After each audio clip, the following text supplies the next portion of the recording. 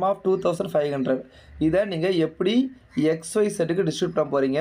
What is the difference between maximum and minimum share? What is the difference between maximum and minimum ஷேர்னு சொல்லிட்டு கேட்டிருக்காங்க. ஓகேவா?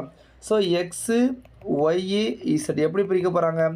1/2, 3/4, 5/6. So நான் இனிஷியலாக சொல்லும் போதே சொன்னேன், ரேஷியோ எப்பவுமே எதில் இருக்காது? ஃப்ராக்ஷனில் இருக்காது. அப்போ 1 × 4 × 6, இங்கே 3 × 2 × 6, இங்கே 5 × 2 × 4. ஸோ காமனாக உள்ளது கட் பண்ணலாம். என்னது இருக்குது? 2 இருக்கா? எஸ், இது 1, இதில் வந்து 2 வந்துடும், இதில் இந்த 2 போயிடும். அடுத்து 3 இருக்கா?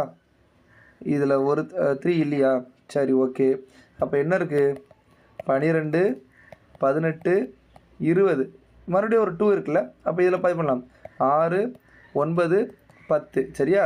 சரி, இப்போ எத்தனை ரேஷியோவில் இருக்குது? 10, 19, 25 பார்ட் இருக்குது. ஓகேவா?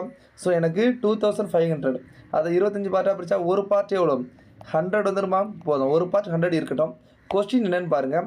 Maximum and minimum share. Maximum 6, minimum 10. Difference எவ்வளோ? 4.